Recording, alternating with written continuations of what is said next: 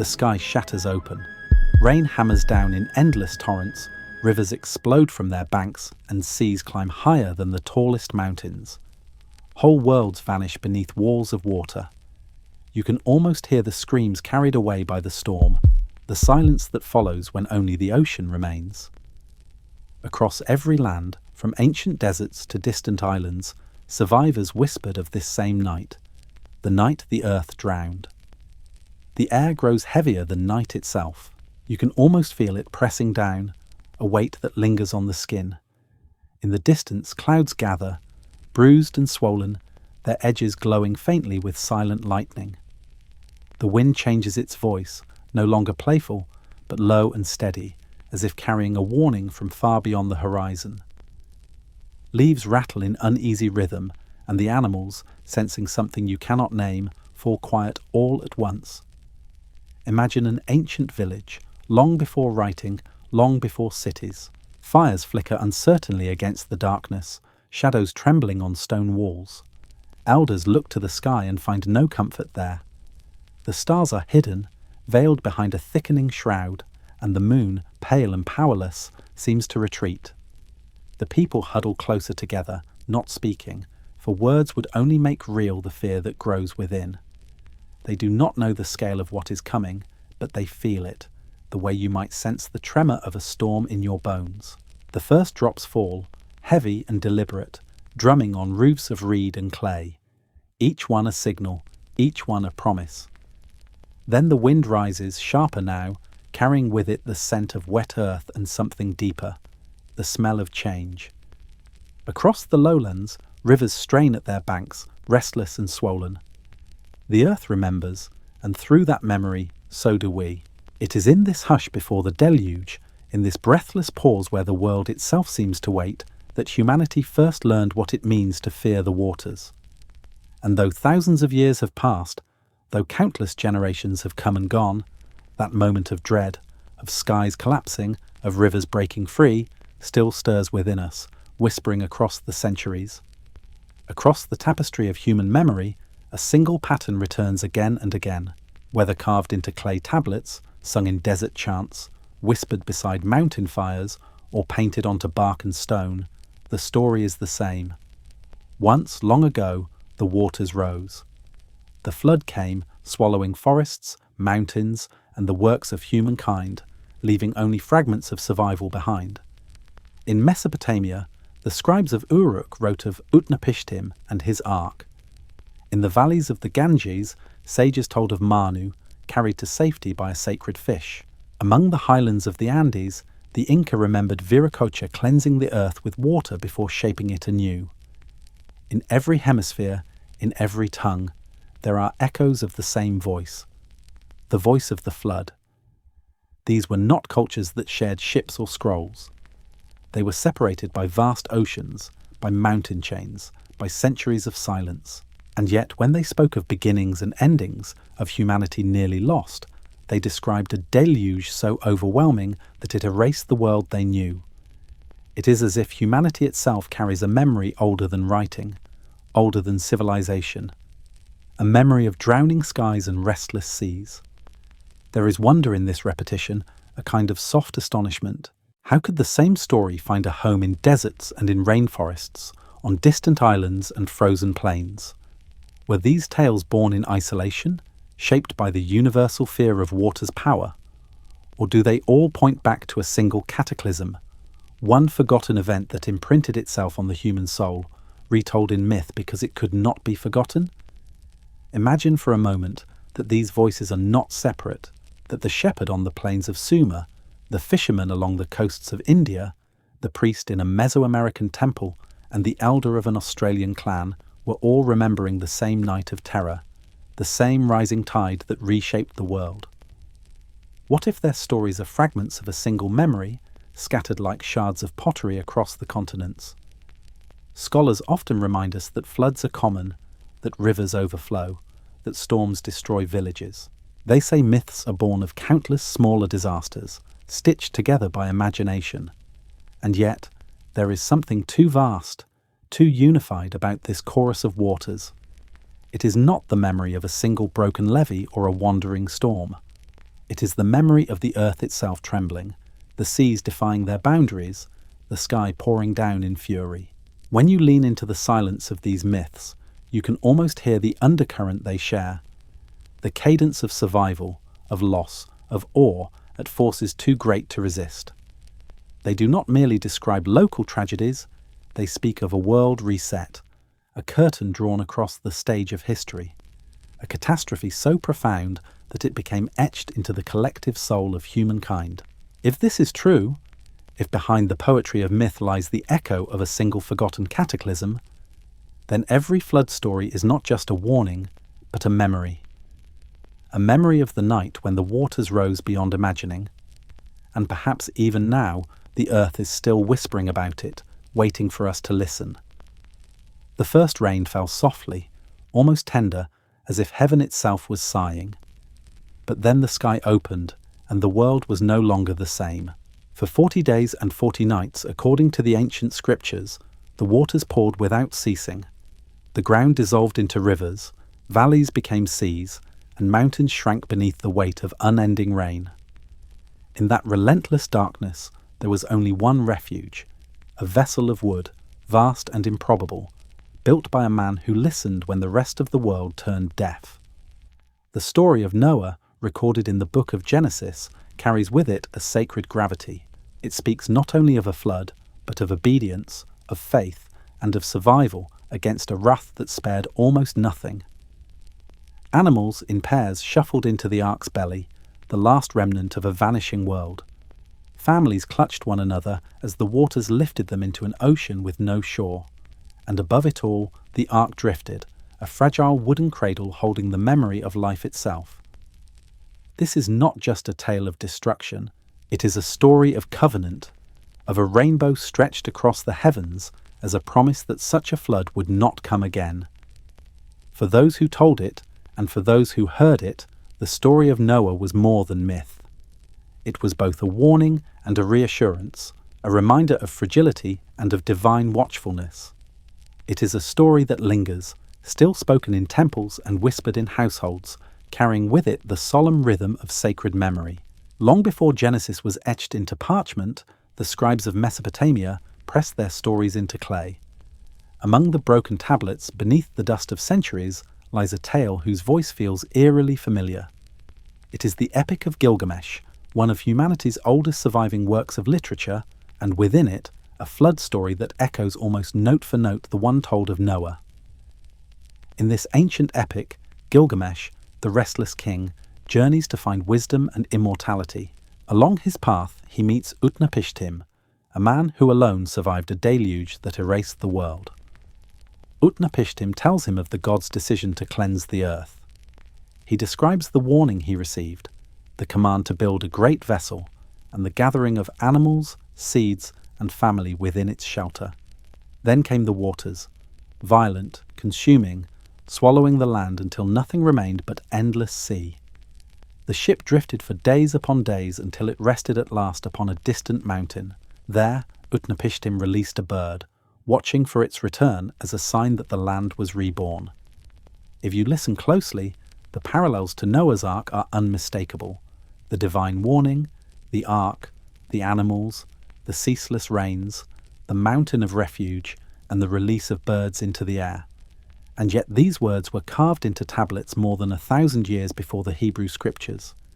They are a voice from an older age, echoing down into later traditions. Some say Genesis borrowed its lines from Mesopotamia. Others wonder if both are simply preserving a story far older than either, the memory of waters that changed everything. When the story of Noah is placed beside the account of Utnapishtim, the likeness is almost unsettling.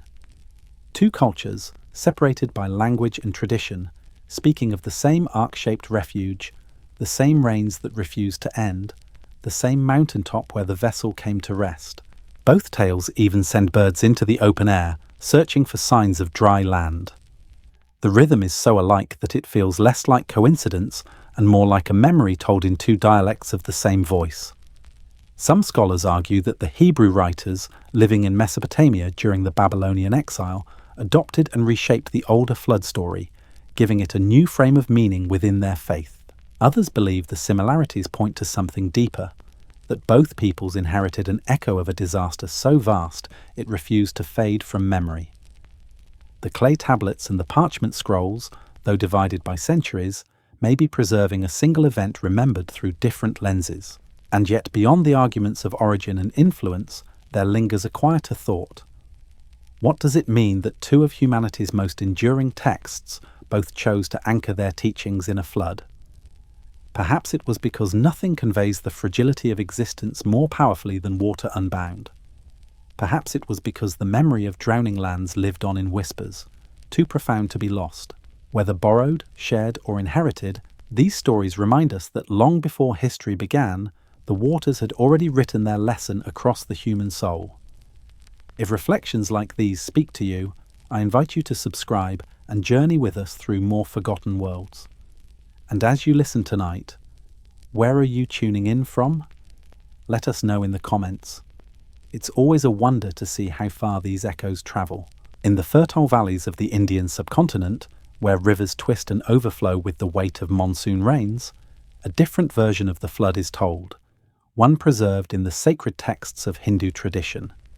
It begins with Manu, the forefather of humankind, a figure both mortal and chosen. One day, while washing his hands in the river, he is approached by a small fish glimmering against the current. The fish speaks, warning him of a coming deluge that will sweep away all life. Manu, astonished yet obedient, nurtures the fish as it grows larger and larger until it reveals its true nature. Vishnu, the preserver, appearing in his form as Matsya, the great fish avatar. The god instructs Manu to build a vessel, vast enough to carry not only himself, but the seeds of every living thing. When the waters rise, Manu ties his boat to the horn of the cosmic fish, who pulls him safely across the swirling chaos of the flood. For days, perhaps for ages, Manu drifts through endless waters, watching a world dissolve around him. Yet from this survival comes renewal. When the waters recede, Manu steps onto land, and from his prayers and sacrifice, the new order of life begins. In some versions, he is said to father the human race as we know it. This tale, recited in the Satapatha Brahmana and echoed in later Puranas, carries the solemnity of cosmic drama. The flood here is not only destruction but purification, a resetting of cycles in which Vishnu intervenes directly to preserve balance. It is both terrifying and sacred, an apocalypse tempered by divine grace. To hear it is to feel the mythic weight of a world where gods and humans stood together at the edge of annihilation, watching the waters rise.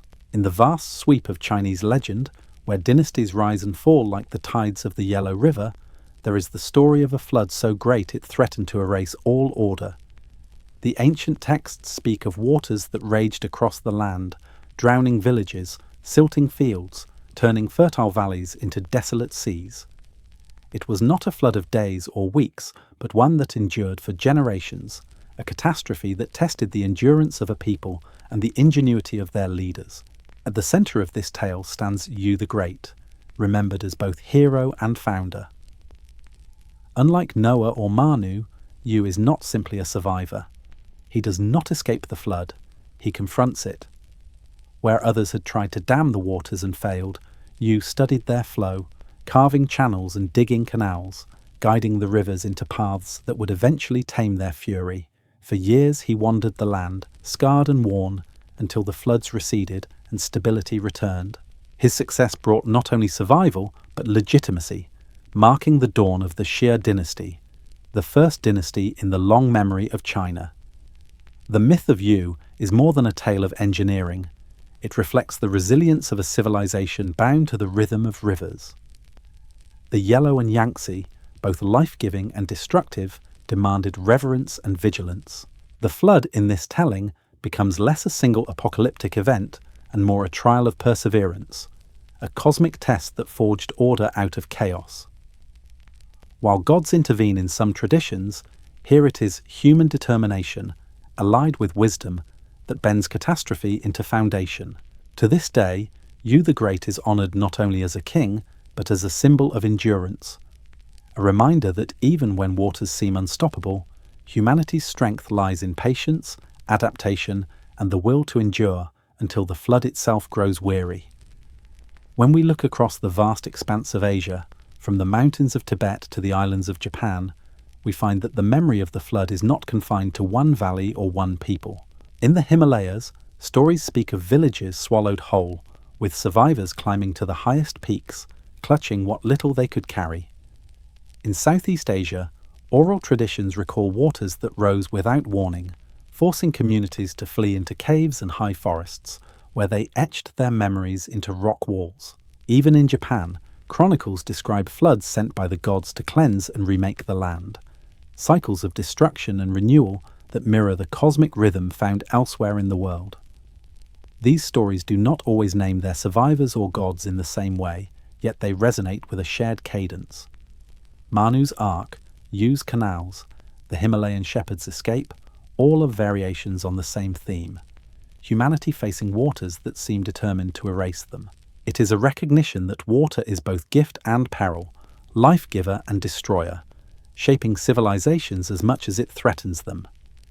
Taken together, the flood myths of Asia form a chorus, different voices singing the same refrain.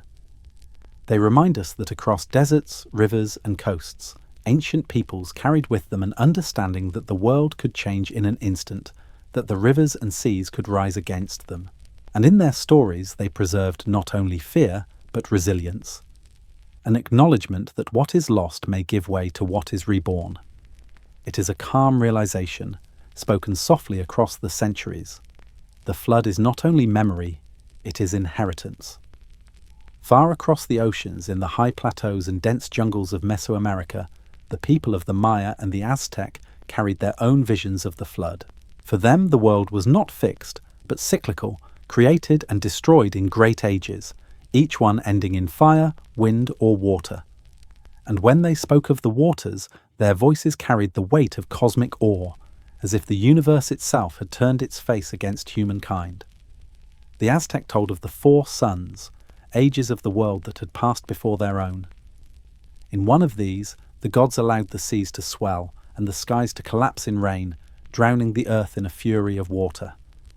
Humanity was undone, its memory washed away, only to be shaped again in new form. Survivors in some accounts were transformed into fish, as though the gods had decreed that if humankind was to endure, it must adapt to the new dominion of the flood.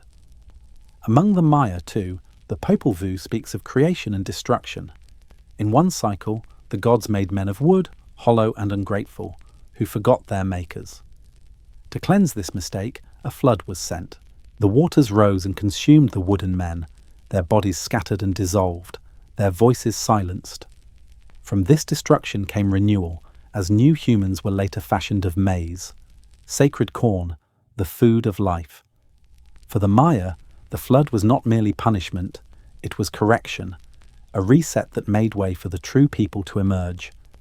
These stories speak not of local rivers overflowing, but of entire worlds reset in water. To imagine them is to feel the grandeur of myth. Humanity swept away not by chance, but by cosmic decision. It is awe that borders on terror, the sense that at any moment existence itself can be judged unworthy, and the waters will return, leaving only silence and the possibility of beginning again. In the deserts and mesas of North America, where redstone bluffs rise like ancient guardians, the Hopi people remember a flood of their own. Their stories speak of a time when the waters came not as a gentle rise, but as an overwhelming surge that swept across the land.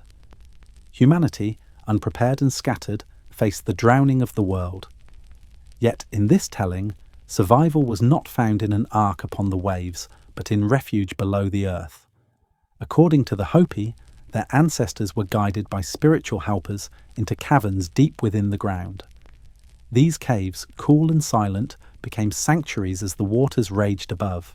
While the surface world was swallowed, they endured in the dark, carrying fire, songs, and memory with them. When at last the waters receded, they emerged once more into the sunlight, renewed, humbled, and bound by the knowledge of what they had endured. Other tribes of the continent echo similar stories. Among the Mandan of the northern plains, Legends describe survivors finding refuge on high bluffs and within sacred caves. The Cherokee tell of animals and humans seeking the shelter of mountains while rivers rose in fury. Each of these accounts emphasizes not only survival, but transformation. The sense that those who returned from hiding carried with them a duty to remember, to retell, and to pass on the warning of what had been. There is something haunting in these stories of survival beneath the earth. They suggest that when the skies fail and the seas rise, humanity must look inward, retreating into the hidden places of the world. Unlike the Ark of Noah or the ship of Manu, here survival depends on silence and concealment. The caves become wombs of stone, carrying life safely through the flood until the day comes when the world above can be born again. It is tempting, from the vantage of modern scholarship, to imagine that the myths of the so-called Old World, Sumer, India, China, hold a greater authority. They are written in tablets and scrolls, preserved in temples and libraries. But to listen closely to the voices of the Americas is to discover that their stories are no less detailed, no less profound. Though carried not in ink but in breath, they have been passed with equal care, generation to generation, safeguarded in the cadence of song and the quiet authority of elders.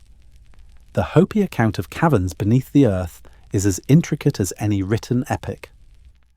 The Maya and Aztec cycles of destruction and renewal rival the grand cosmologies of Greece and India.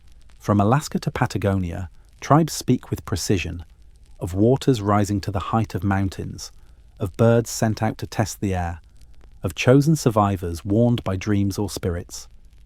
These are not fragments of imagination.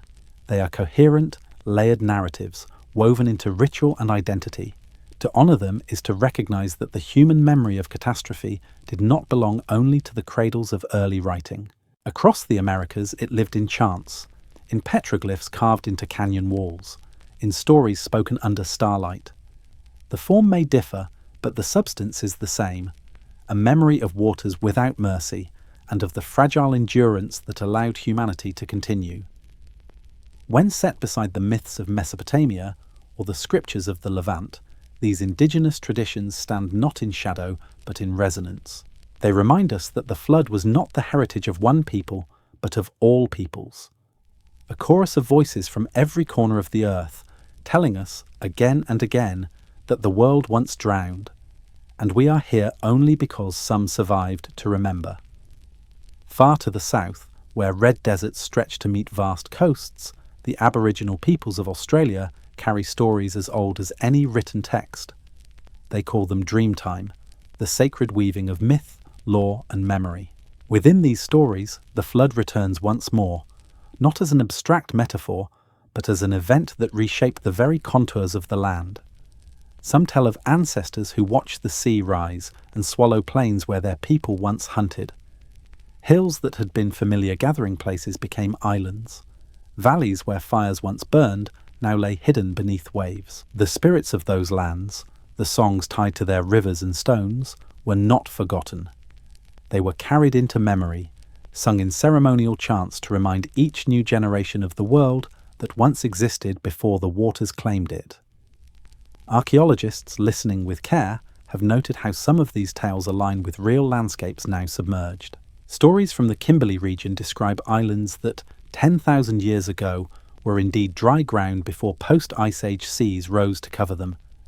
Along the eastern coast, oral traditions speak of shorelines that retreated inland, echoing the geological evidence of ancient transgressions of the sea. These are not just myths, but living archives, maps of memory that stretch across millennia. There is a haunting calm in these Dreamtime narratives. They do not scream of apocalypse. They murmur of inevitability. The sea rises, the land changes, but the people endure. The world shifts, yet the song continues. In their telling, the flood is not only destruction, but transformation. The loss of one homeland giving birth to another, carried forward in story so that nothing, not even a drowned world, is truly lost. Across the vast blue of the Pacific, where waves stretch unbroken for thousands of miles, the Polynesian peoples remember islands that no longer rise above the sea. Their legends speak of lands that were once green with palms and taro, alive with villages, drums, and firelight, places where ancestors lived and thrived until the waters claimed them. Some stories say the gods grew angry, shaking the earth and calling the ocean to rise. Others tell of storms so great that whole coastlines vanished overnight, leaving only scattered reefs as ghostly reminders of what once had been. In Hawaii, chants recall the sea advancing upon fertile valleys, driving the people to the heights. In the Marquesas, tales whisper of ancestral homelands swallowed by waves, places remembered only in the naming of distant stars. Across the Cook Islands and Tahiti, there are memories of voyages launched not for discovery, but for survival, as canoes carried families from sinking shores to safer ground beyond the horizon. In every telling, there lingers a sadness, the sense that something beautiful was lost, not only to the sea, but to time itself. Modern studies of the Pacific seafloor reveal drowned plateaus and volcanic peaks, ancient coastlines now hidden beneath hundreds of feet of water. Geologists trace these losses to the same great melt that ended the Ice Age, when oceans rose rapidly, remaking the map of the world. Yet for the Polynesians, the science is secondary. What matters are the stories, the songs, the laments passed down through generations, keeping alive the memory of islands that once touched the sky. There is a melancholy in these oceanic myths, gentle but profound. They remind us that for those who live on the sea, the flood is not only a catastrophe of the past, but a constant possibility. Each island, no matter how high its cliffs, is a fragile gift of stone standing against a restless ocean. And when the people sing of the islands lost, it is with the quiet sorrow of those who know that nothing in the wide Pacific is permanent. When the Dreamtime of Australia joins hands with the sea songs of Polynesia, a truth becomes difficult to ignore. The memory of the flood is not confined to any single shore. It appears in the deserts, in the mountains, and even on islands so remote that it would take weeks of sailing across empty ocean to reach them. Yet there, too, the people tell of the same rising water, the same vanishing lands, the same transformation of the world. On islands in Micronesia, chants recall ancestral homes that lie beneath the waves, guiding navigators by stars named for places that no longer exist. In the far north, among the peoples of Siberia, stories speak of tundra drowned by sudden surges, villages swept away without warning. Even in the Arctic, where ice seems eternal, Inuit traditions describe floods breaking through frozen barriers, reshaping coasts and scattering communities across the white expanse. No place is too distant, no culture too isolated to escape this chorus of memory. What is most striking is the convergence. These peoples, separated by half a world of sea and mountain, without the means to trade stories in any ordinary sense, nevertheless preserve tales that mirror one another. Whether carried in song, etched into rock, or whispered by firelight, they all carry the same theme. Once the world we knew was drowned. Once the boundary between land and sea was broken. Once survival depended on remembering. To realize this is to feel a kind of global wonder, the recognition that beneath the differences of language, ritual, and tradition, humanity has held onto a single echo, the echo of water unbound. Across the most distant corners of the earth, even in places far removed from one another, the same story waits quietly, patiently, for us to notice that it is everywhere. More than 2,000 years ago, in the quiet courtyards of Athens, Plato told a story that has haunted human imagination ever since. In his dialogues, Timaeus and Critias, the philosopher spoke of a land beyond the Pillars of Heracles, a vast island rich with mountains and fertile plains, whose people possessed both great power and great arrogance. Atlantis, he called it, a civilization said to be more advanced than any of its age, adorned with temples, canals, and towers that gleamed beneath the sun.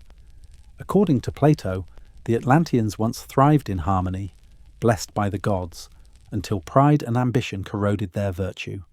They sought conquest, extending their dominion beyond their island's shores. In response, the gods withdrew their favor, and in a single day and night of misfortune, Atlantis was swallowed by the sea. Its shining walls and marketplaces, its palaces and gardens, vanished beneath the waves, leaving only silence where a great empire had stood. Plato's tale was not presented as idle fantasy. He claimed it came from Egyptian priests, passed down through Solon, the lawgiver of Athens. Whether meant as allegory or as history disguised in myth, the story carries a philosophical weight. It is both a parable of hubris and a mystery that refuses to fade. For centuries, readers have wondered, was Atlantis real, a memory of a forgotten cataclysm, or was it Plato's invention, a mirror held up to warn his own society? The awe that surrounds Atlantis lies not only in its grandeur, but in its sudden erasure, a civilization undone in a moment, its legacy reduced to whispers.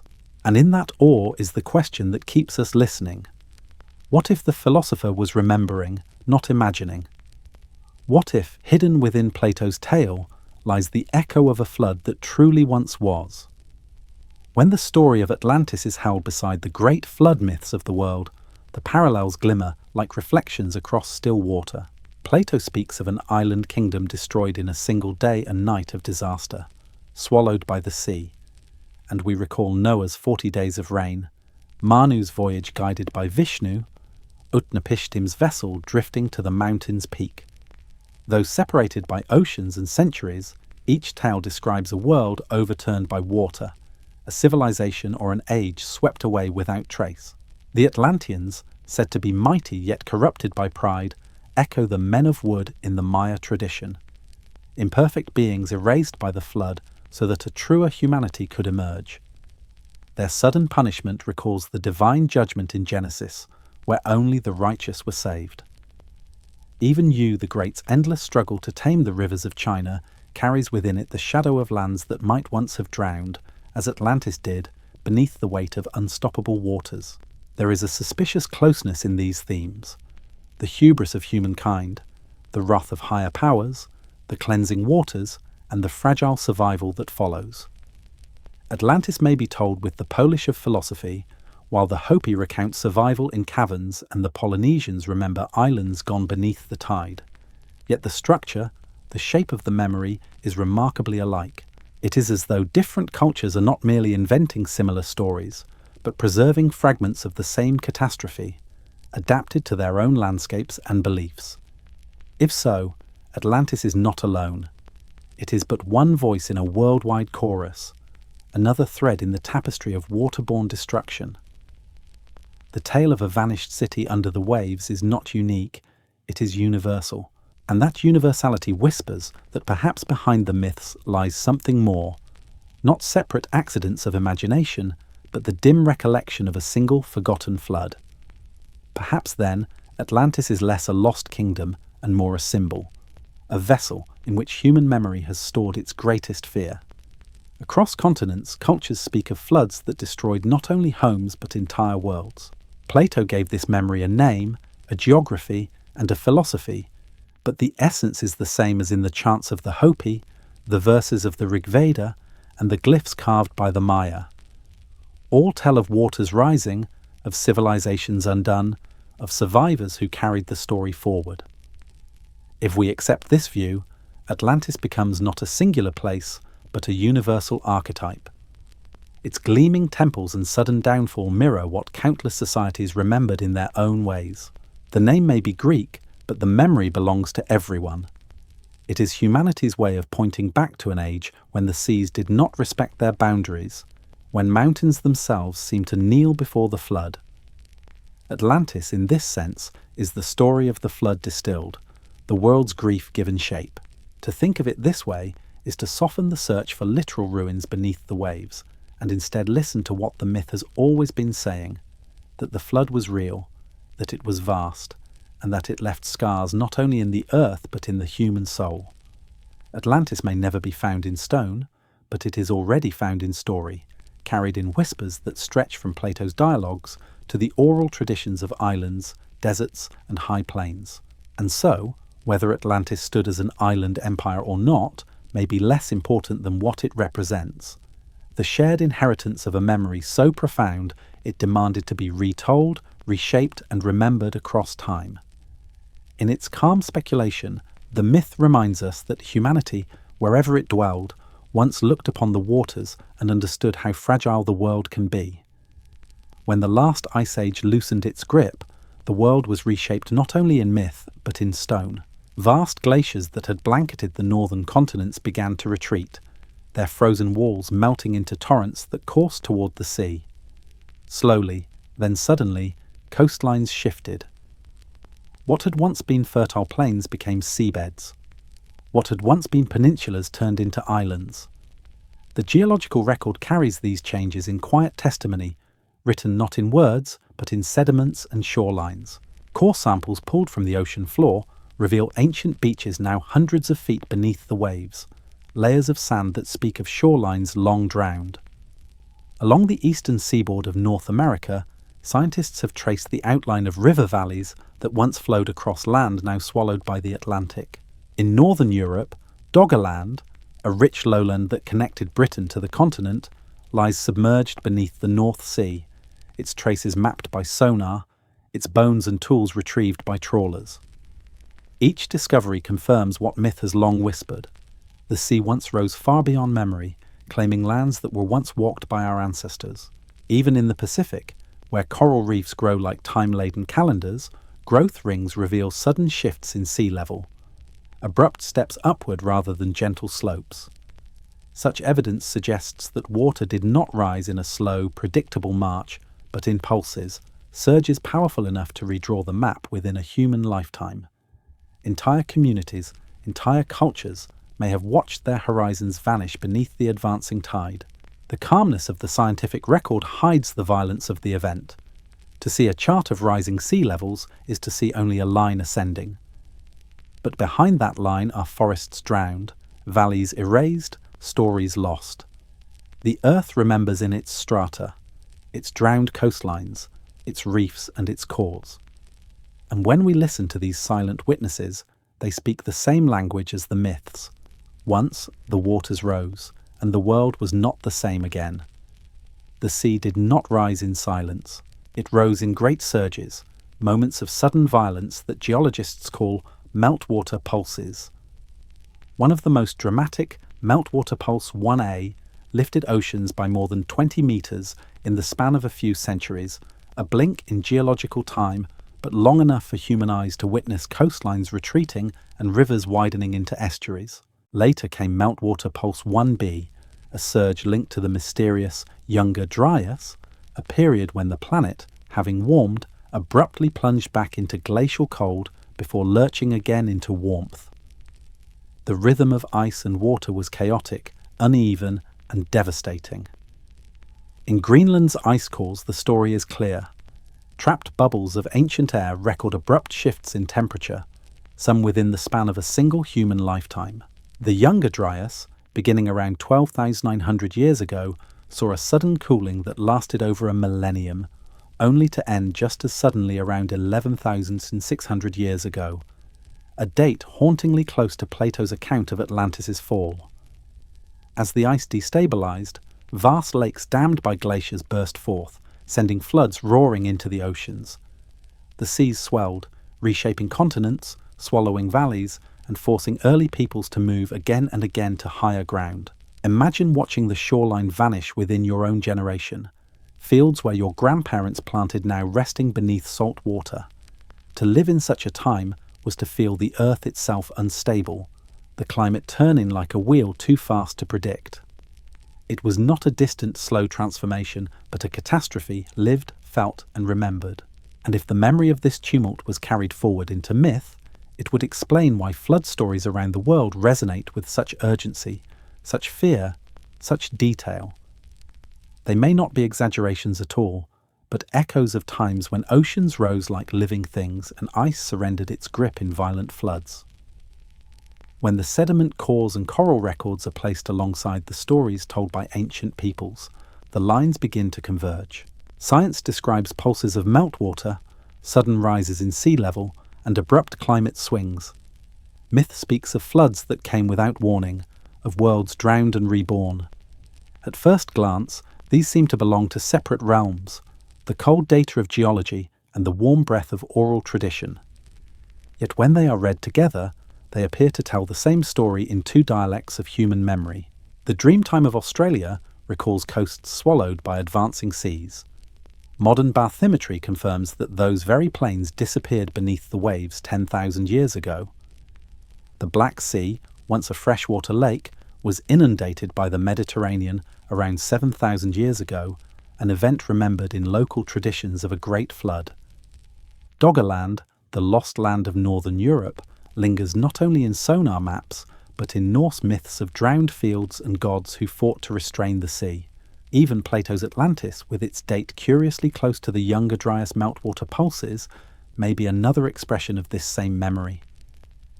It is a humbling realization. The ancients did not need ice cores to know that the world could change in an instant. They lived it. They saw their shores vanish, their rivers swell, their villages lost. They carried these events into story because that was the only vessel strong enough to bear them across generations. And now, thousands of years later, we retrieve the same message from the language of sediments and isotopes.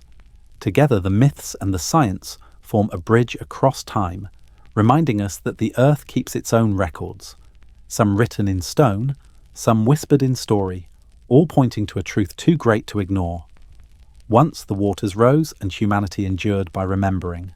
There are some who look at the sudden chill of the Younger Dryas, the violent meltwater pulses, the extinctions, and say it was not merely ice that shifted, but the heavens themselves. According to the Younger Dryas impact hypothesis, fragments of a comet or asteroid entered Earth's atmosphere some 12,900 years ago, shattering across the northern hemisphere. In an instant, fire rained from the skies. The air grew thick with dust and smoke, forests ignited, animals perished, and the climate lurched into chaos. The evidence for such an event lies scattered like breadcrumbs across the continents. In layers of soil from North America to the Middle East, scientists have found microscopic diamonds formed under immense pressure, beads of molten glass fused by sudden heat, and traces of iridium, a metal more common in space than on Earth. These signs suggest an encounter with something cosmic, something far beyond the scale of ordinary storms and floods. If true, the catastrophe was not gradual but explosive, a single moment that remade the face of the planet. Imagine standing on the plains of what is now Canada, looking up at a sky torn by fire. Great beasts, mammoths, mastodons, saber-toothed cats, scatter in panic as shockwaves ripple across the land. The heavens thunder, the ground shakes, and then the cold returns, as if the world itself has inhaled and refused to exhale for over 1,000 years. This is the dread that lingers in the hypothesis, that humanity's most enduring flood stories may not be exaggerations of local disasters, but the inherited memory of a cosmic strike that turned rivers against us and oceans into walls of death. To consider this is to feel small beneath the stars, to realize that the same heavens we admire at night may also carry the seeds of annihilation. The myths speak of divine judgment, of gods unleashing water to cleanse the earth. The science whispers of fire from the sky, igniting a flood that no people could forget. Both tell us the same thing, that what comes from above can erase what lies below, and that humanity survives only by remembering. Beneath the soil, in a thin, darkened band of sediment that geologists call the black mat, clues lie waiting like fragments of a forgotten investigation. This layer, found across dozens of sites in North America, Europe, and the Middle East, marks a sharp boundary in time. Below it, the bones of mammoths and mastodons are plentiful. Above it, their presence dwindles into absence. Something happened here. Something sudden enough to silence species and to leave a chemical fingerprint still legible 12,000 years later. Within the black mat, researchers have uncovered microscopic diamonds no larger than a grain of dust. These nanodiamonds are not the product of slow geology, but of immense pressure and heat, conditions like those of a cosmic impact. Mixed with them are spherules of glass, tiny beads that form when Earth itself melts and hardens again in the blink of an eye. Alongside these lie elevated levels of iridium, a rare element on our planet but common in asteroids. Its presence a whisper from the stars that something from beyond once touched our world. The evidence does not end there. Scorched soil hints at continent-wide fires, while pollen records show sudden shifts in vegetation, as if vast landscapes had been reset overnight. To hold a shard of black mat under a microscope is to peer into a crime scene sealed in earth, one that suggests fire from the heavens may have been the spark behind both extinction and flood. The sediments speak without words. Here is the line where one world ended and another began. Whether this evidence is definitive or merely suggestive remains debated. But to those who listen, the black mat reads like testimony. Each nanodiamond a fragment of shattered sky, each iridium particle a signature of something unearthly.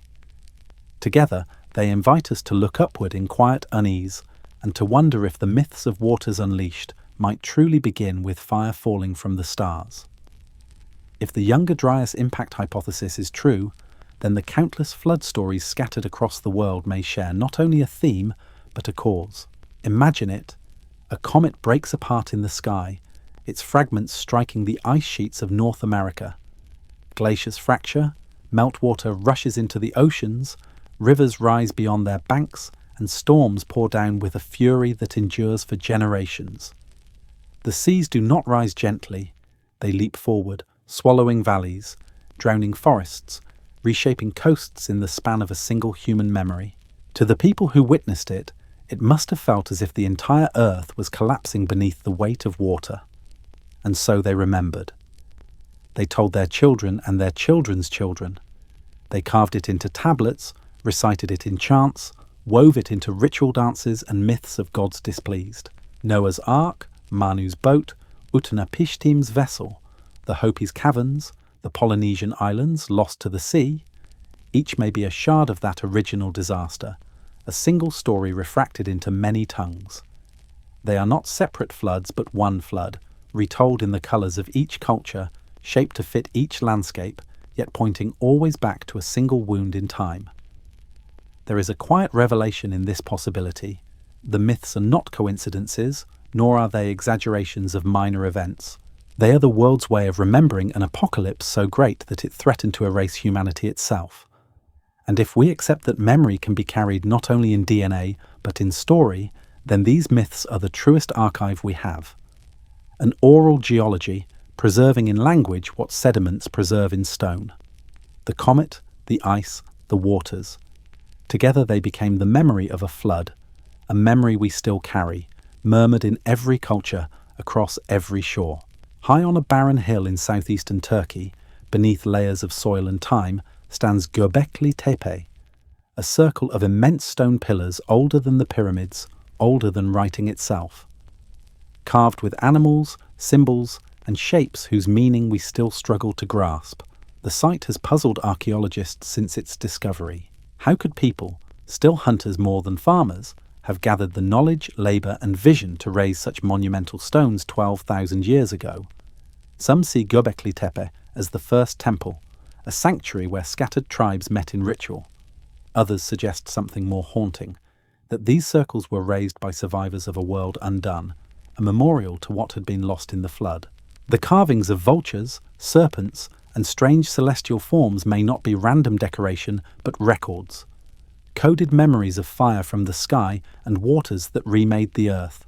If the great flood myths are echoes of catastrophe, Gobekli Tepe may be their stone chorus, still standing after millennia to remind us of what happened.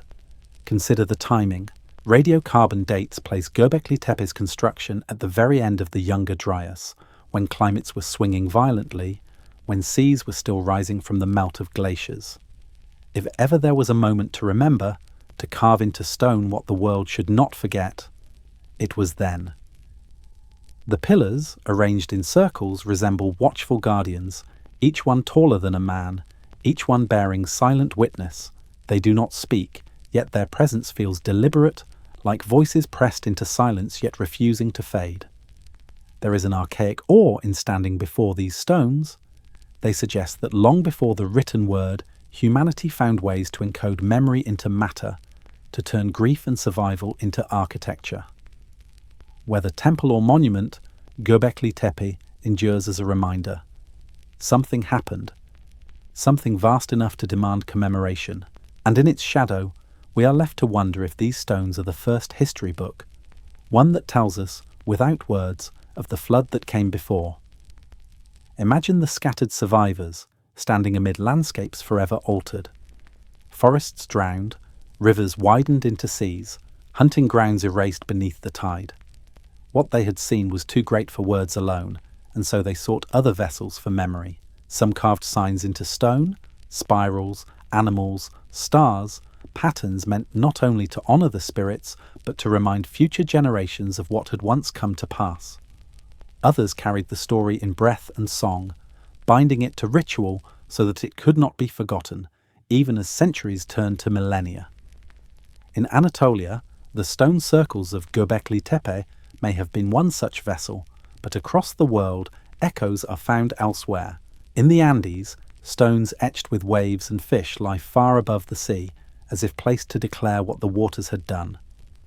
In India, petroglyphs depict strange celestial forms beside torrents of rain, images that scholars debate, but that local traditions often tie to a flood. In North America, rock art in canyon walls shows figures fleeing rising lines that may symbolize water.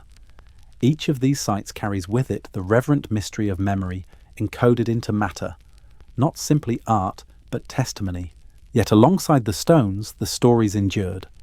Elders whispered them by firelight, tales of ancestors guided by gods, of mountains that became islands, of caves that sheltered the last of the people.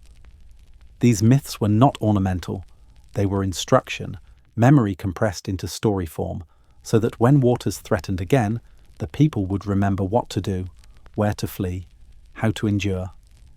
It was reverence not only for gods, but for survival itself.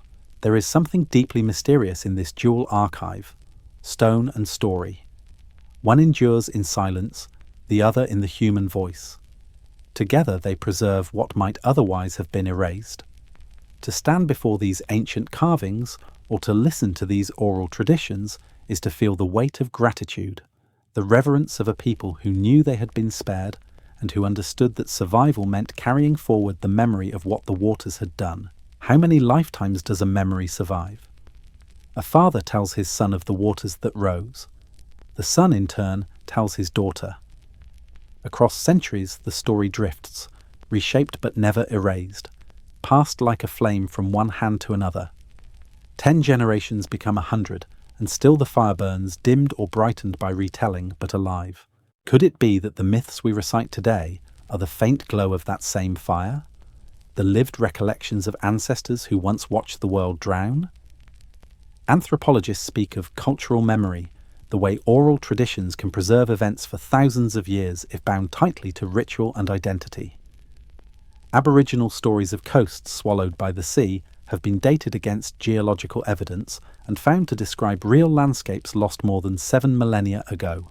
If such precision is possible, then perhaps the myths of flood are not only allegories, but direct echoes of events carried faithfully across uncountable lifetimes. It is a humbling thought that memory can leapfrog across ages without written words, surviving on the strength of story alone. Somewhere, at the origin of every myth, there may have been witnesses, eyes that saw the skies collapse with rain, voices that shouted warnings as rivers burst their banks. Their words became chants, chants became traditions, traditions became myths, and though their names are forgotten, their memories still live in us, clothed in different languages, but singing the same refrain. Once, long ago, the waters rose and humanity remembered. How many generations has this memory crossed to reach us? No one can say. But when we hear of Noah, of Manu, of Utnapishtim, of You the Great, of the Hopi elders and the Polynesian voyagers, we may be hearing not separate stories but a single voice. The voice of survival, echoing calmly through the corridors of time. Long before alphabets carved meaning into clay and parchment, art carried the weight of memory.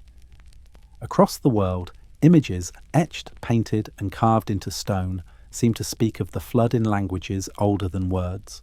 On the walls of caves in South America, lines undulate like waves, beneath which human figures are shown reaching upward, their arms extended as though begging the sky for mercy. In Mesopotamia, cylinder seals depict boats crowded with animals, tiny but deliberate, rolling upon what appear to be storm-tossed waters. In India, temple reliefs show divine fish towing men to safety, their tails curling into rivers that spill beyond their frames. These motifs echo across continents. Spirals, often associated with water or cosmic cycles, appear beside human figures in both European petroglyphs and the sacred carvings of Polynesia. Serpents too slither across traditions, linked to rivers and floods, from the feathered Quetzalcoatl of the Aztec to the Naga of Southeast Asia. Even the simple arc of a boat, scratched into stone, drawn upon pottery, becomes a recurring symbol, fragile wood against endless waters, a universal emblem of salvation. To study these images side by side is to glimpse a subtle discovery. Cultures divided by oceans, with no direct contact, nevertheless preserve the same shapes, the same signs of catastrophe. Perhaps these are coincidences born of the human imagination. Or perhaps they are proof that memory found ways to endure, not only in story but in art. Each carving and painting may be a fragment of testimony, telling us that long ago, when waters threatened the world, people remembered with their hands what their tongues alone could not carry. Stories do not stand still. They travel, carried in the mouths of wanderers, in the chants of sailors, in the prayers of exiles. A myth whispered in one valley may, centuries later, surface in another half a world away, reshaped by new tongues, yet still echoing its original rhythm. In this way, the memory of the flood may not have spread only through parallel experience, but also through transmission, culture flowing like water itself, seeping into every shore it touched. The ancient Near East, crossroads of trade and empire, saw merchants and scribes moving between Mesopotamia, Egypt, and the Levant. Along with their goods, they carried their tales. The flood of Utnapishtim could have crossed into Hebrew memory, reshaped into Noah's covenant. Later, Greek philosophers travelling to Egypt heard stories of islands swallowed by the sea, weaving them into Plato's account of Atlantis. Across the Pacific, voyagers of Polynesia brought chants of sunken islands to new homes, ensuring that even as lands were lost, their memory survived wherever sails touched the horizon. Transmission does not erase difference, it transforms. The fish that towed Manu's ark becomes the serpent that coils around Mesoamerican waters. The dove of Noah finds its counterpart in the raven of Utnapishtim. The same symbols wear new garments, adapted to local landscapes and beliefs, yet beneath them beats the same pulse, the memory of water rising beyond human control. It is a gentle wonder to realize that myths move like rivers, carrying fragments of truth downstream, reshaping their banks but always flowing toward the same sea. To trace these currents is to see humanity not as isolated islands of imagination, but as connected strands of memory. The flood is not only an event remembered, but a story shared, passed from one civilization to another, binding them invisibly together across time. Each retelling becomes both unique and universal, a reminder that what we inherit is never ours alone, but part of a wider ocean of remembrance. Beneath the surface of history, there flow unseen currents, subtle, persistent, carrying ideas and memories across the continents. The flood myths, when set side by side, reveal not only echoes of disaster, but also these quiet connections, as though humanity itself has always been linked by hidden threads. One culture speaks of a god who warns a chosen man to build a vessel. Another tells of ancestors led into caverns beneath the earth. A third recalls islands disappearing into the sea. Each tale is distinct, yet all seem to belong to a single ocean of remembrance, joined by Mash and Gam deeper than geography. Perhaps it is not coincidence that so many myths describe not just destruction, but survival, a seed preserved, a remnant saved. In these details lies a shared intuition that catastrophe may erase, but it also renews. The Hopi, the Sumerians, the Polynesians, the Hindus, the Norse, all imagine the flood as both ending and beginning. The form of survival differs, but the principle is the same. Something endures, and from that endurance, humanity begins again. This is the quiet unity beneath the variations. To recognize these patterns is to glimpse humanity as a whole. Though oceans and mountains divided our ancestors, they were bound by the same fears, the same awe of nature's power, the same fragile hope that life could outlast disaster. The flood became not only a story, but a bond, an inheritance shared even by peoples who never knew one another. Like underground rivers feeding a single sea, these myths remind us that what we call culture is less a collection of isolated islands and more a continent hidden beneath the waves, connected by streams of memory that never cease to flow. When modern scholars read the flood myths, many do so with a cautious distance.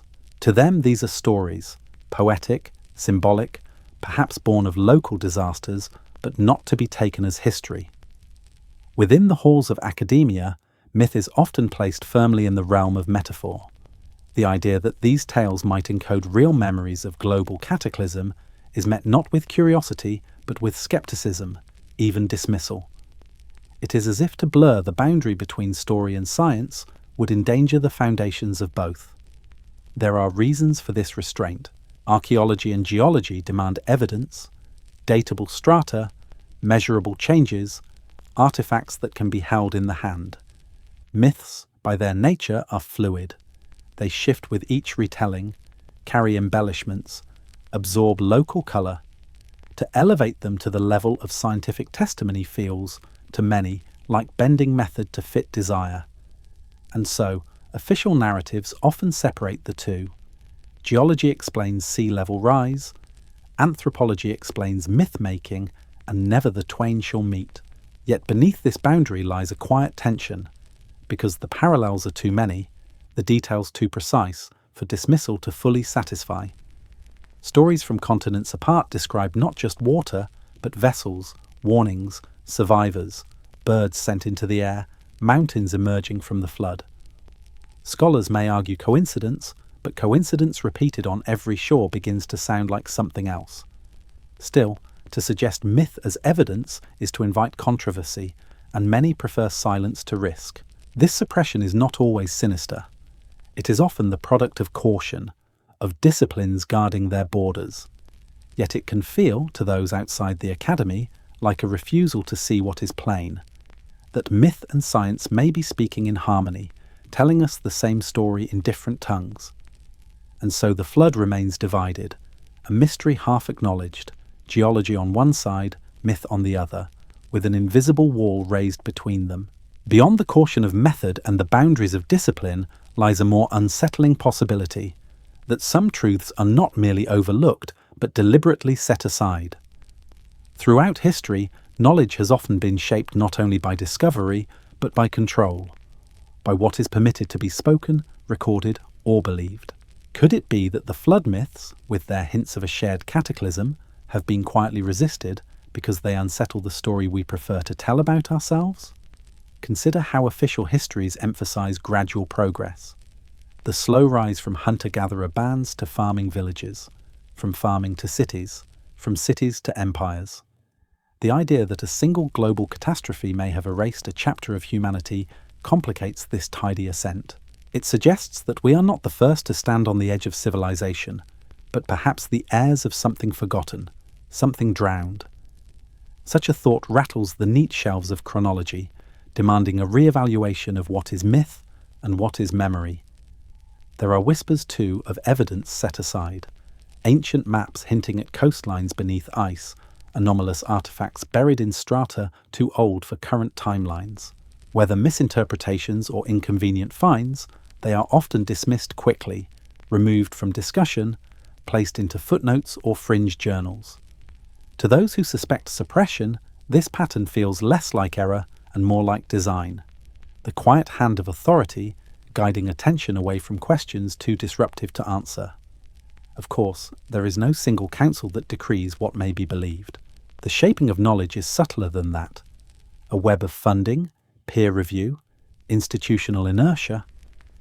Yet from the outside, it can feel like a wall. Myths of the flood echo loudly, but academia turns its head. The calm suspicion lingers. Perhaps what is remembered in story is closer to truth than we are allowed to admit, and perhaps silence itself has become part of the flood's legacy, washing away possibilities we were never meant to see. In the face of skepticism, dismissal, or even deliberate silence, there remains one tool that no authority can fully suppress: imagination. It is through imagination that humanity first survived, turning experience into story, story into warning, warning into memory. If we close our minds to the possibility that myths might hold truth, we risk severing the bridge between what is measurable and what is meaningful. But when we allow ourselves to listen, not only to data, but to story, we find that imagination is not weakness, but a form of resilience. To imagine that the flood myths hold kernels of memory is not to abandon science, but to enrich it. It is to ask whether the bones of mammoths beneath the black mat and the chants of elders in the desert are speaking of the same event. It is to accept that knowledge does not always arrive in neat categories, but often in fragments scattered across disciplines and centuries. When pieced together, these fragments may form a picture larger than any one method could capture alone. Keeping an open imagination does not mean believing everything. It means refusing to lock the doors before the conversation begins. It means allowing the possibility that ancient people knew and remembered in ways we are only beginning to understand.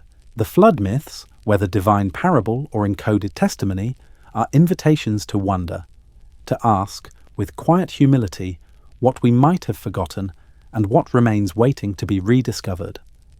And so, in resisting suppression with openness, we honour both science and story.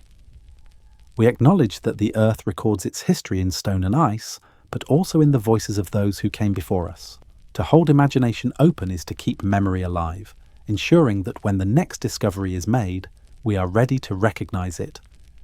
Not as anomaly, but as the long-awaited echo of a truth humanity has carried all along.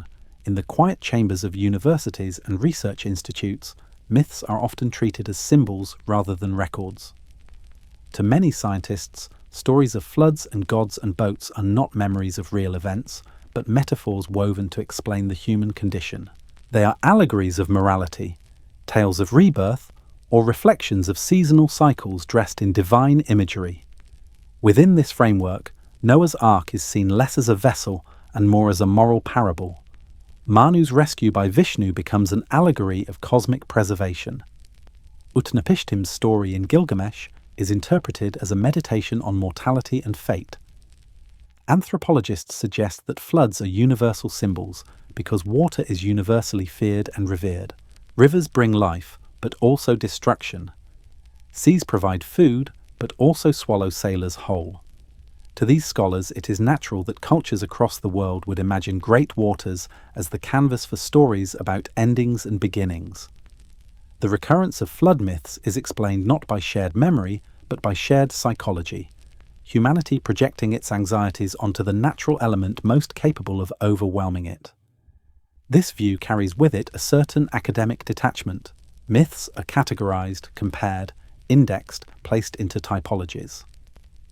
Each culture's flood story becomes a data point in the study of human imagination, not a clue to prehistory. To the scientist committed to evidence that can be measured, myths must remain in the realm of metaphor, valuable for what they reveal about belief, not about geology or climate. And in this detachment lies both clarity and limitation. The flood is acknowledged as powerful in story, but stripped of any claim to reality. Yet even in this framing, one senses a kind of reverence.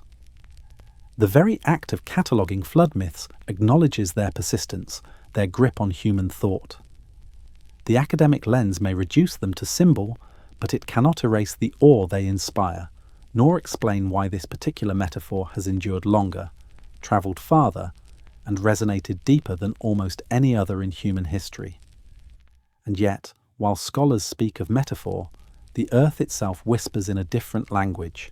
Beneath layers of soil and sediment, we find traces of coastlines drowned, forests preserved in peat beneath the sea, and sudden surges in ocean levels that match the timeframes carried in myth. In Greenland's ice cores, we see abrupt swings in climate, cooling and warming within the span of a human lifetime. Along the Black Sea, geologists identify the moment when salt water surged inward, transforming a vast freshwater lake into a new sea. In the North Sea, sonar maps reveal Doggerland, once green fields and rivers, now hidden beneath waves. Each of these discoveries sounds like an echo of what the old stories have been telling all along. The parallels are uncanny. The 40 days and nights of relentless rain recalls the meltwater pulses that forced seas to leap forward suddenly, not slowly. Manu's drifting arc, pulled across cosmic waters, resonates with the memory of whole landscapes vanishing beneath rising seas in India's ancient coasts.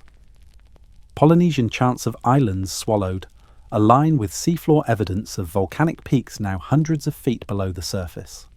Even Plato's Atlantis, dated to about 11,600 years ago, coincides with the final surge at the end of the Younger Dryas, when oceans rose sharply and climates shifted in dramatic haste. The calm counterpoint is this: perhaps myths are not merely allegories, but remembrances clothed in story. Where science finds drowned valleys, myth recalls lost homelands. Where geology measures sudden rises, story speaks of divine floods. The forms differ, but the substance feels the same, a testimony that humanity once lived through something it could not forget. And so, the line between science and myth becomes less a wall and more a window through which each side reflects the other, quietly affirming that what we once thought of as imagination may also be memory. Perhaps the truth lies not in choosing between science and myth, but in allowing them to speak together. Science offers us tools of precision, carbon dating, ice cores, sonar maps of drowned lands. Myth offers us continuity, stories carried for millennia, warning us in symbols when words alone could not endure. To dismiss one for the other is to leave half the story untold. It is only when reason and intuition stand side by side that we glimpse the full silhouette of the past. Humanity has always balanced these ways of knowing. The farmer reads the stars for planting, guided both by observation and by ancestral lore. The sailor trusts the currents but also the chants of his elders, remembering islands beyond sight. In the same way, the flood myths may be understood both as allegory and as memory, both as sacred teaching and as geological testimony. Rationality anchors us, but intuition leads us into the depths where facts alone cannot reach. To reflect gently on this balance is to accept that our ancestors were neither scientists in the modern sense, nor mere storytellers inventing out of fear. They were both. They watched the skies and the seas, they endured the catastrophe, and they clothed their knowledge in story so that it would last. The rational mind may ask for evidence, and the evidence is there. The intuitive heart may feel the weight of myth, and the feeling is true. Together, they create a fuller memory, one that acknowledges what the earth endured and how humanity chose to remember it. In this balance, we find not contradiction but harmony. Science sharpens the details. Myth preserves the soul. To lean only on one is to stumble. To hold both, gently, is to walk forward with the wisdom of reason in one hand and the imagination of memory in the other. In southeastern Europe, where the Black Sea stretches dark and vast, scientists have uncovered signs of a flood not only imagined, but lived. Thousands of years ago, this inland basin was not the salty expanse we know today, but a freshwater lake bordered by fertile plains where early farmers once built their homes. Then, sometime around 7,000 years ago, the sea broke in. The rising Mediterranean pushed northward, breaching the natural dam of the Bosporus Strait. In a rush, salt water poured into the basin, swelling the lake by thousands of square miles, swallowing valleys, villages, and fields beneath a tide that never receded. Geologists describe it with clinical precision: sediments shifting from freshwater mollusks to saltwater species, coastlines drowned in a geological instant. But to those who may have lived on its shores, it would have been nothing short of apocalyptic. Imagine standing on farmland tilled by your ancestors, only to watch the horizon darken with advancing waters, not in a storm, but in a steady, unstoppable surge. Hills became islands, villages vanished, and the map of their world was rewritten in a single lifetime. Some scholars believe this event may lie behind the biblical account of Noah's flood, or at least have inspired the ancient storytellers of Mesopotamia. Trade routes and cultural exchanges would have carried the memory southward, reshaped into the language of covenant and divine judgment. Whether or not it is the root of those tales, the Black Sea flood reminds us that great inundations were not confined to prehistory. They happened in the dawn of civilization itself, leaving scars both in the sediments beneath the sea and in the stories carried through time. There is intrigue in this union of geology and memory. The earth records the breach in stone and shell. Humanity records it in myth and scripture. Together they tell us that the flood was not only an idea, but an event. One that reshaped the land and perhaps reshaped our stories of beginnings. Beneath the restless waves of the North Sea lies a land once alive with rivers, forests, and human voices. Archaeologists call it Doggerland, a vast plain that once stretched from Britain to the continent of Europe, home to hunters who stalked red deer and built camps along winding streams. Around 8,000 years ago, as glaciers melted and seas advanced, this landscape disappeared. Rising tides consumed valleys and hills until only small islands remained, and then those too were gone. Today, fishermen still pull up bones of mammoths, tools of flint, and fragments of ancient forests in their nets, reminders of a drowned homeland that lingers just out of sight. Far to the east, another lost world rests beneath the waters of Southeast Asia. Sundaland, a subcontinent connecting what are now Indonesia, Malaysia, and the Philippines, was once a vast stretch of fertile ground. Here early humans lived and migrated, following rivers that now lie beneath shallow seas. As ice melted, Sundaland was swallowed piece by piece, its mountains transformed into the islands we know today. Myths of the region recall lands that vanished beneath advancing tides, ancestors forced to flee to higher ground, carrying with them memories of a drowned paradise. Both Doggerland and Sundaland remind us that coastlines are never permanent. The maps we draw are only temporary, fragile against the great patience of the ocean. What seems eternal, a meadow, a valley, a village, can vanish within a generation, leaving only the sea to speak in its place. To stand on the cliffs of Britain and look out across the grey waves is to gaze upon a graveyard of landscapes. To sail among the islands of Indonesia is to drift over what was once a continent. These drowned lands evoke a submerged awe, the realization that the earth itself is shaped and reshaped by waters that refuse to remain still. When we pause to consider Doggerland beneath the North Sea, Sundaland beneath the shallow tropics, the Black Sea's transformation, and countless other drowned valleys, a sobering truth emerges. The ocean has claimed more of our past than we often realize. The shorelines we walk today are not eternal boundaries, but temporary edges in a long dialogue between land and sea. Every advance of the waters has redrawn the map of human life, erasing homelands, scattering communities, and leaving memory to shoulder the burden of what was lost. The scale of this erasure is difficult to grasp. Tens of millions of square miles once above water are now ocean floor. Fields where children played, forests where hunters stalked, rivers where families gathered, all gone, preserved only in sediments and in the faint enduring echoes of story. What we think of as myth may be in truth a lament for lands that no longer exist. To remember them through floods is to grieve them, to ensure they are not wholly dissolved into silence. This sombre realization draws us closer to those who lived before us. Their world was not merely altered, it was swallowed. Entire coastlines vanished, leaving survivors to flee upward and inward, carrying only fragments of memory. And so the myths are not exaggerations but elegies, poetic memorials to continents erased.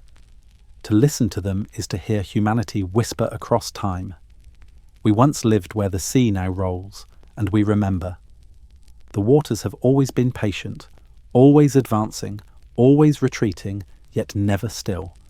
They will continue to claim as they have claimed before. And so the flood myths remind us not just of the past, but of a cycle. A reminder that the earth is never fixed, and that what feels permanent may already be written as temporary in the language of the tides. Carl Jung once suggested that humanity shares more than bloodlines and language. Beneath the surface of the individual mind, he believed, lies a deeper reservoir, the collective unconscious, a place where images, symbols, and archetypes dwell, shaping the dreams of all cultures. Among these archetypes, few are as enduring, as universal as the image of the flood. It rises again and again, across continents and centuries, like a dream that no one can fully forget. In Jung's vision, such persistence is no accident. The flood is not just a tale, it is an archetype, a pattern woven into the fabric of the psyche itself. It embodies destruction and renewal, chaos and rebirth, the eternal cycle of ending and beginning, just as the hero, the mother, the trickster, and the shadow walk through our myths, so too does the flood surge through them, representing the power of dissolution that clears the way for creation.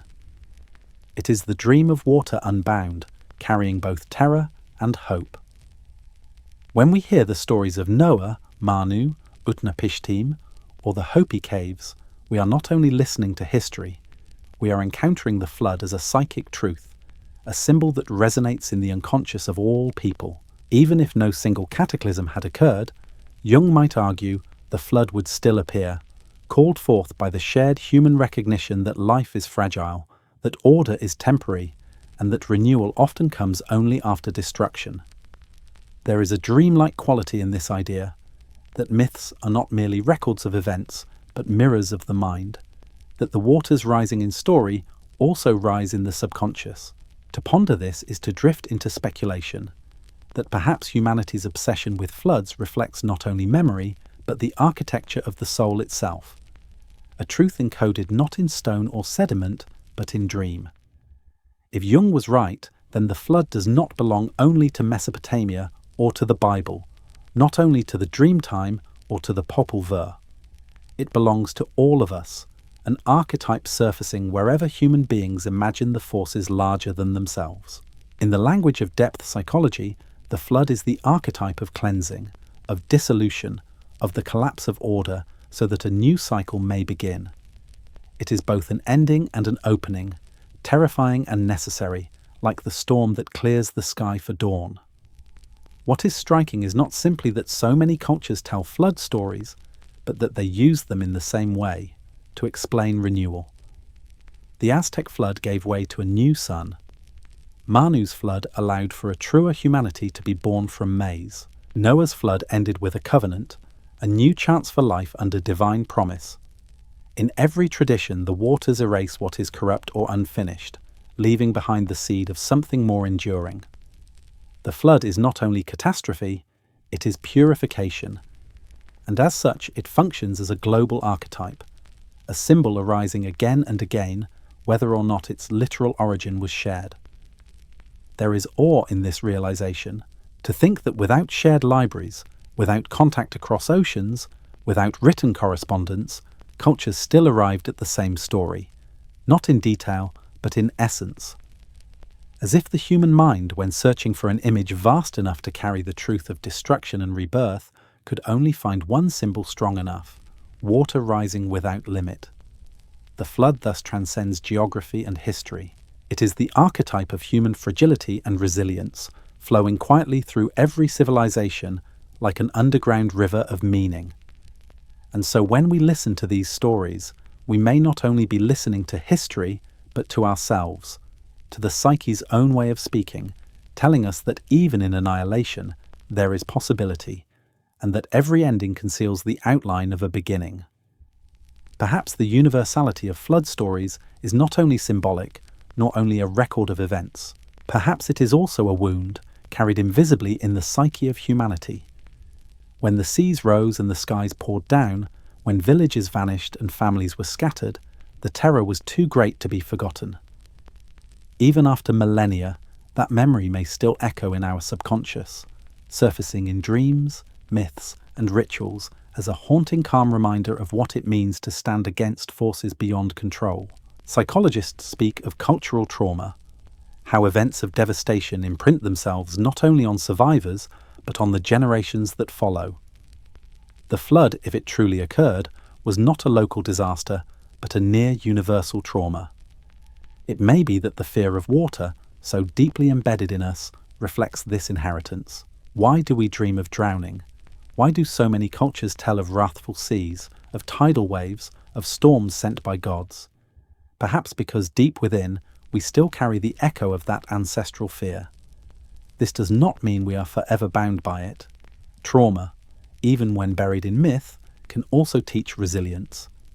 The very act of remembering, through story, song, carving, or scripture, was a way of mastering what could not otherwise be endured. The myths are not only laments, they are survival manuals, reminding us that humanity has faced annihilation before and found ways to begin again. But the shadow of the flood remains, a whisper in the collective soul.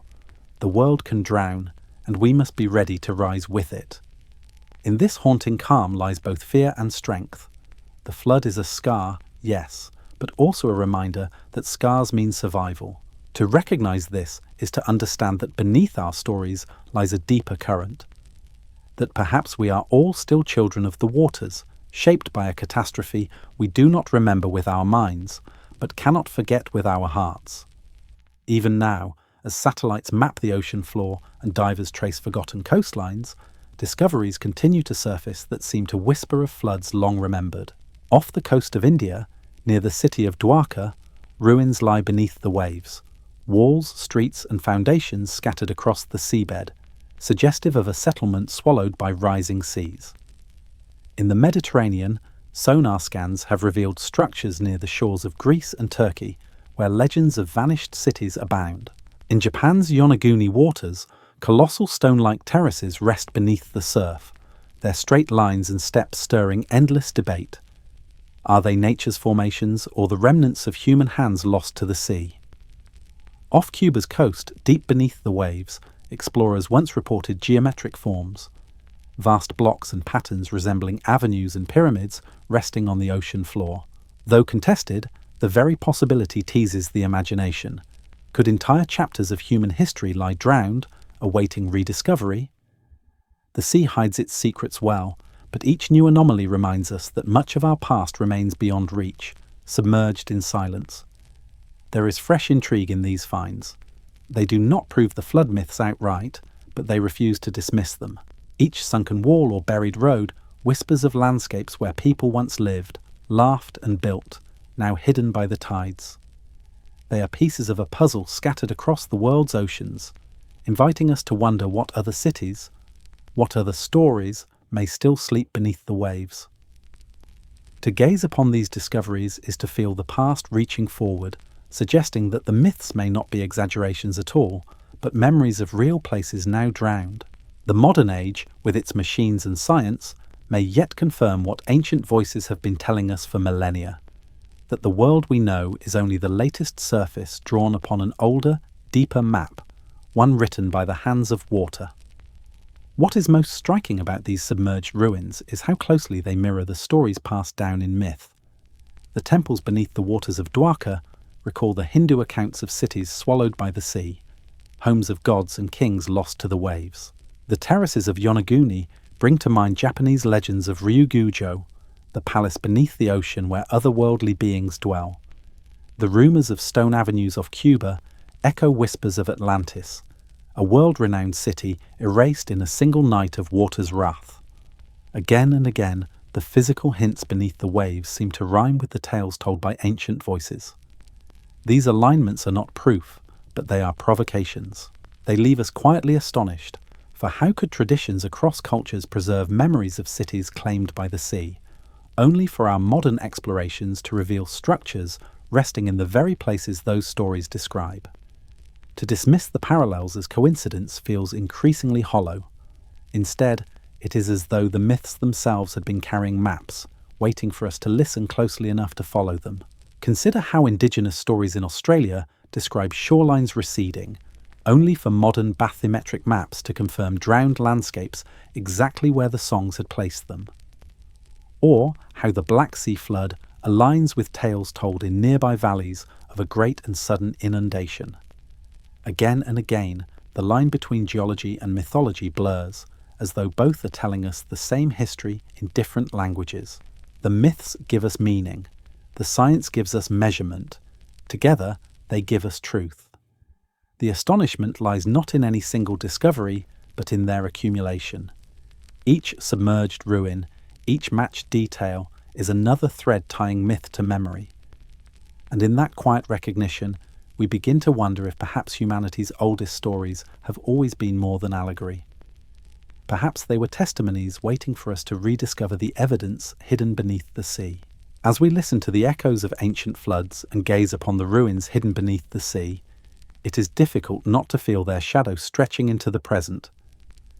The waters that once swallowed Doggerland, Sundaland, and forgotten coasts are rising again, not from the melting of Ice Age glaciers this time, but from the warming breath of our own age. The same oceans that carried memories into myth now creep silently against our shores, inch by inch, tide by tide. And in this slow advance lies a reminder that the flood stories were never just about the past. They are warnings, offered softly but insistently, that the sea always returns to claim what is fragile. In island nations of the Pacific, villages are already being abandoned as salt water intrudes into fields and homes. In the Arctic, permafrost melts, releasing waters long held in ice, reshaping coastlines and eroding the ground beneath entire towns. Storm surges grow fiercer, rivers rise higher, and coastlines retreat. What was once myth becomes prophecy, playing out not in parables but in headlines. Humanity again finds itself asking, what endures when the waters rise, and how will we be remembered if the tides reach further still? And yet within the quiet warning, there is also hope.